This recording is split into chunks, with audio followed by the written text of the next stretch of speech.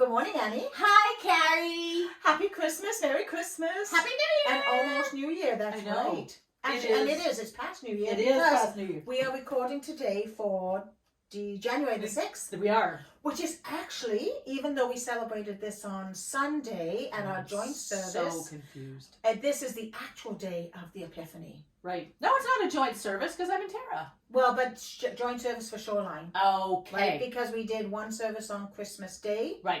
And one service this Sunday. Right. And the only reason it's not a full joint service is because this is the one and only chance that Tara has to have before I fly away. a service. That's right, because you were going to be going to the Galapagos. The land of blue-footed boobies and tortoises and other things. You're getting so excited? I'm getting excited. Yeah, it's coming. It's a lot of process because it's an adventure tour, so I have to have all this stuff like the right kind of hiking boots and all this other stuff. And the fact that I'm going to be going from -degrees, this will excite you, to 30 plus Celsius. Oh, nice. See, it is like, okay, I'm gonna have to handle this. I don't know, so it'll be cool. But the one cool thing is the group I'm going with. We've known each other forever.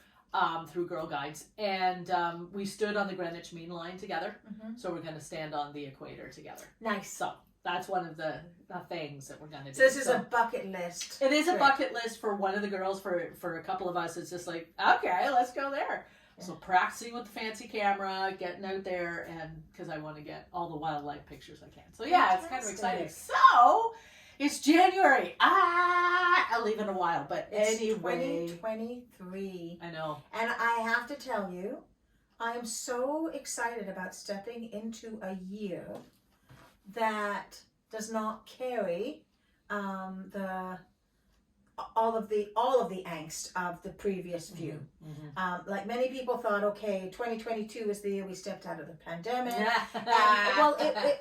We stepped out of the pandemic into an endemic, and then we had the virus bomb that they were calling it that happened just before Christmas with all of the assorted illnesses that were popping up. But my hope for 2023 is this is the year that doesn't have any of the lockdowns, the masking mandates, the businesses that are just having to shut down, limiting numbers again, because we had that last year. Right? I think we forget that we started the new year with all of that. Whereas this year, even though we know that there's still lots of people who are being struck with this multiple viruses and bacteria that are affecting us, we're not entering this year in the same way that we did during that pandemic. Yeah, I think that has definitely changed some of the way that we're thinking and being hopeful. I think that New Year always brings hope. It does to me too, and it usually is, watch TV, watch the ball drop and all that kind of stuff. But it's just hopeful that this year will be better. Oh, we didn't introduce ourselves. It is time for Crumbs from the...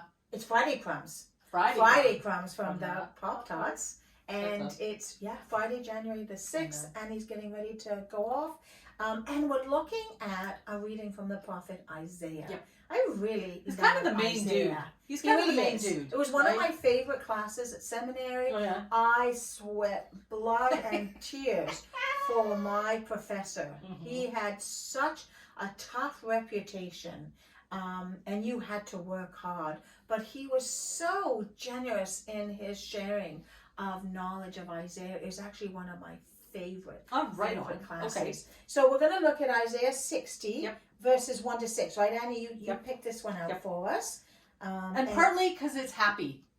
I don't know, but it's a happy... It's the ingathering of the dispersed. And isn't that kind of what we're hoping for in 2023? Yeah, in church land, we know that we're all dispersed, and you're watching this on whatever device you are, and you're not in a building, other than maybe your home or your office. I'm hoping you're in a building of some kind because it's chilly.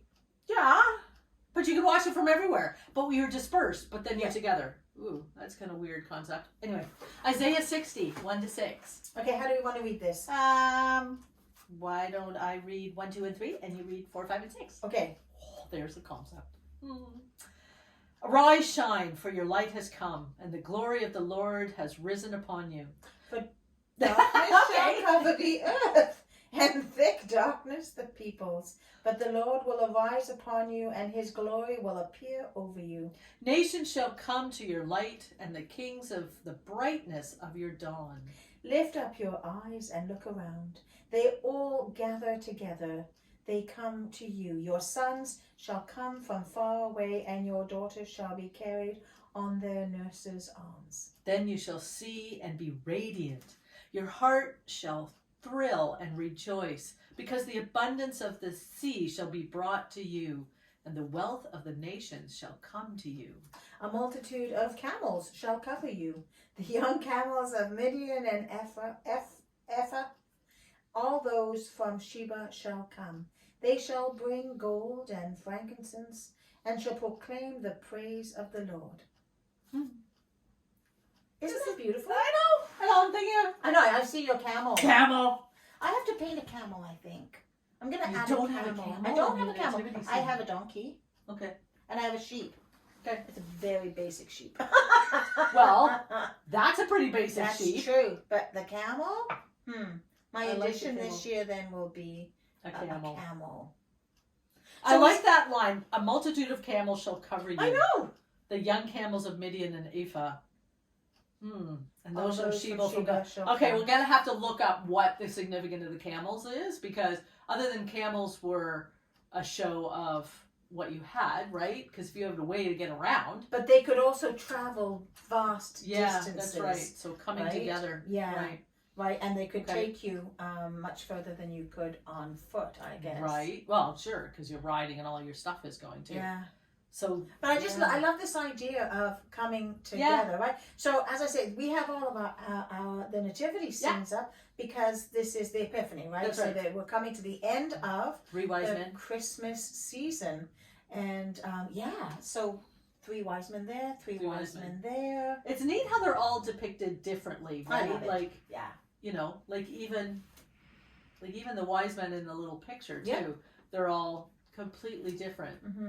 Remember, wise men were probably teachers, sages. Sages, they were saw mystics, right? Mystics, they saw stuff. They astrologers, Right. They read the stars. Yes, Um, numerology into that Yeah. kind of stuff, but they foretold things, they saw things, Mhm. and they knew to follow that star in the east. But and- I love lift up your eyes Yeah. and look around. They all gather together. They come to you. Well, think of what Christmas has been, right? Family getting together, whatever. But everybody getting together, whether on the phone. I can still remember Christmases as a kid that the people that weren't there always phoned in. Because Yes. they knew what time the dinner was. Yes. So you phoned at this window. That's right. And the phone was ringing in the farmhouse and everything was going on. It was great. to That's bring what we everybody did. together. That's what we did last year. So this year, of course, we have Sarah. And then, but the year before, she couldn't get home. Right. There was just so much uncertainty Right. around that, and so we had her on Zoom. You know, Yeah. not Zoom. I think we probably FaceTime. WhatsApp or something. Right? Yeah. Right. This year, I've done been that able too. to keep connected with siblings, Mum and Penny, who Mm-hmm. was in Mauritius and now in the UK. And again, travel is still not as easy Yeah. as it could be.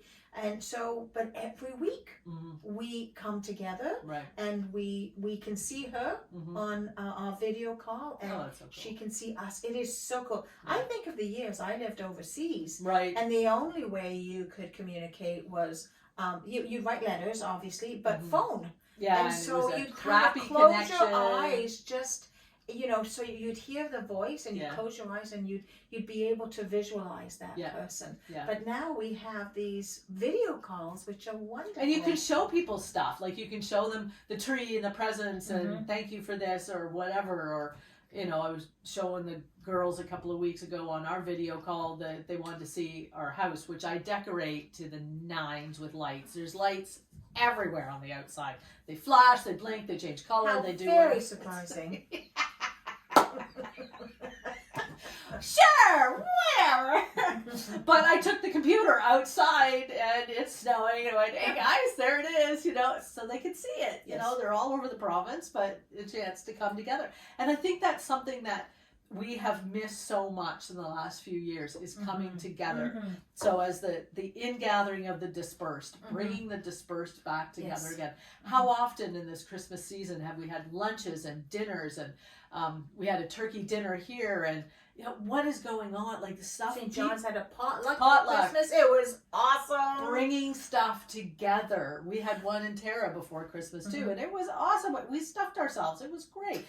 But it's just to be together. But right? I also think too, if we look beyond just what we do here in our earthbound lives, the gathering of the dispersed, the gathering of all, like God will take us to himself, right? We will all be gathered in. I always think of that beautiful imagery that comes out of Isaiah with the mother hen, right? That just wraps the chicks in her arms.